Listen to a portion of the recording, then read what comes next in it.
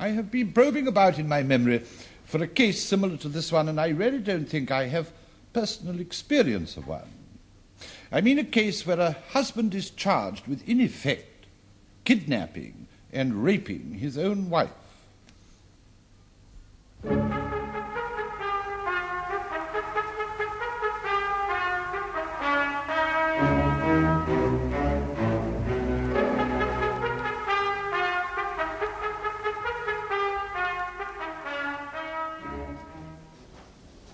We married in 1968.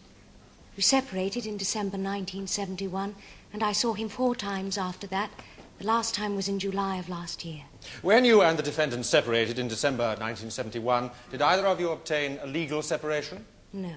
Miss Cutforth, why did you go to Elm Court, the marital home, on that night? To talk about my maintenance. I'd written to him and he hadn't answered.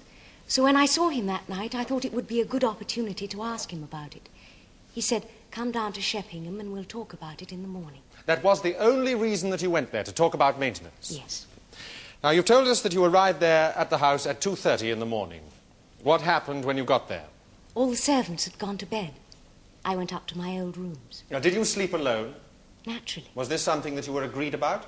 There was no question of agreeing or disagreeing. I made that perfectly plain to him. What occurred the following morning?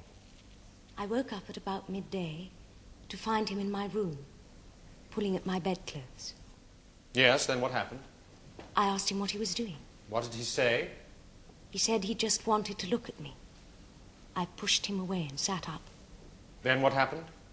I got up and rang for the maid. Did she come? No. He said no one would come because he told them not to answer the bell. He said that if I told him what I wanted, he'd bring me breakfast. What did you do? I said he could countermand his orders to the servants. I also told him what I wanted, and he went out. Did your husband bring any breakfast? Yes, he brought me a tray. But he didn't give it to me. He put it on the floor. Then he sat on my bed again and tried to kiss me. What happened when your husband tried to kiss you? I told him to behave himself and to ring for the maid so that I could get dressed. What did he say? He said that he wanted to look after me himself. I asked him to go so that I could get dressed in peace. Did he reply? He said that I could get dressed if I wanted, but that I wasn't going anywhere. He said that the door was locked, and he showed me the key. Yes, which door? The door onto the landing from the reception. So what did you do? I asked him what he meant by it, and he made some sort of impassioned plea about wanting me. And then he said he wasn't letting me go until he'd made love to me. Had you any doubt about what he meant by that? None whatever. He meant intercourse. What did you do when he said that? I took a shower. Forgive me, why?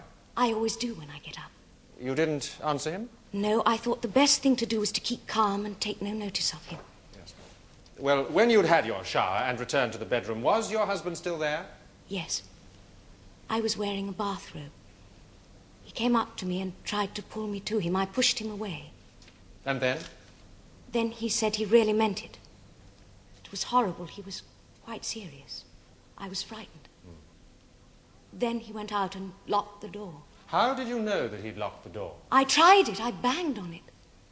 But none of the servants came. Did you consider any way of escaping? Yes, I thought of the You windows. say you thought of the windows. But you said earlier that there was a 12 or 15-foot drop to the ground. Were you as desperate as that? Yes, my lord. I knew he meant it, and I hadn't told anyone I was going to Elm Court. How long was it before your husband came back? He came back at about 6 o'clock. He asked me if I was hungry. I said I wasn't. Then he poured himself a drink from the cocktail cabinet. There was a cocktail cabinet in your bedroom. No, my lord, in the reception. Did you ask him to let you go? Yes, I told him to stop being a fool and let me go. And he said? Fair deals, you give me what I want, I'll let you go. He said, fair deals, you give me what I want, I'll let you go. And did you give him what he wanted? No, not then. But you did at some time. When? The following day, the next afternoon. But did you see him before that, in the morning? Yes, he brought me breakfast again. I begged him to let me go. I'd hardly slept all that night. I looked a fright. Were you upset? Very. You cried? Yes. Yes, I did. What did he say? He said, "You're costing me £7,000 a year." Grand. Yes, my lord, it means 1,000. He always used that word. I see. Thank you. Go on, please. He said, "You're costing me £7,000 a year. What am I getting for it? You're not getting out of here without... you know what." Meaning intercourse. Yes, my lord. What did you say? I told him to go to hell. And he left the room? Yes. You said you thought of trying to escape through the windows. Did you try to do so? Yes. When? The following morning, after he'd gone out. Was there any reason, apart from the 12 or 15-foot drop, why you couldn't escape? Yes, the windows were screwed up. Screwed up? Yes. Whilst you were locked in, did you try to ring the bell at all? Yes, no one came. Was there no telephone in your rooms? No, when I lived there, I had the telephone removed. So, on the second morning that you were at Elm Court, you begged to be allowed to go, and he refused. Now, what happened in the afternoon? When he came back at about 4 o'clock, I said it would be all right if he promised to let me go afterwards. Then what happened? He got very excited. Drew the curtains, put a record on the record player, got some champagne out of the fridge. Fridge? Do you have a refrigerator in your bedroom? No, my lord, in the sitting room. What did you do? I got undressed and lay on the bed. And did you make love? Love is hardly the word, my lord. Did you act willingly? No. Why did you permit him? Because he promised to let me go. I've already told you that, my lord. What happened afterwards? I just lay there. I felt humiliated. Then he got up and went out. I suppose finally I must have fallen asleep because when I woke up it was 9 o'clock at night. Yes, what did you do when you woke up? I tried the door. And what did you find? It was still locked. Did he come back to your room? Yes, he came back sometime in the evening. He woke me up again. He seemed changed at first. He apologized. He said he couldn't control himself, that he loved me. How were you feeling at this time, Miss Cutforth? Very strange. Dizzy. I'd hardly eaten all that time. I was very confused. Yes. And what did you do? Miss Cutforth, I appreciate how difficult this is for you, but will you please try to go on?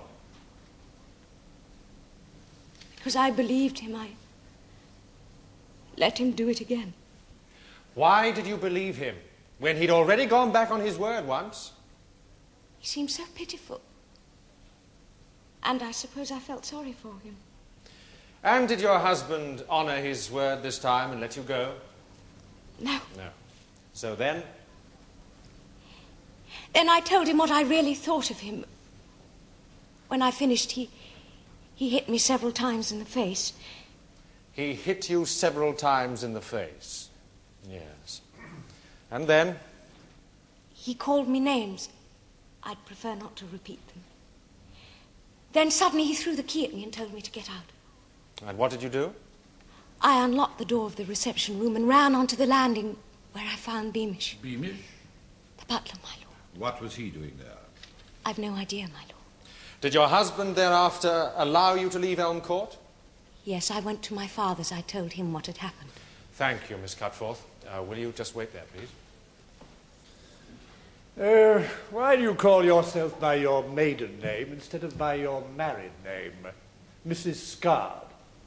We're separated. I'd prefer not to use his name. When did you stop using his name, then? Well, Mrs. Scard?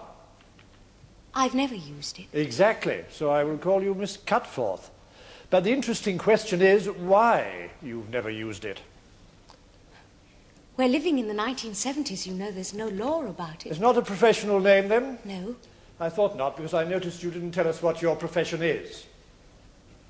Is that a question? If you would like to tell us what your profession is, yes. I don't have one. Then what do you live on? Maintenance from my husband. How much does he pay you? £7,000 a year. Before or after tax? After tax. £7,000 a year, spending money. Since your husband never failed to pay you that money, what was there to discuss about it then? The amount. It wasn't enough.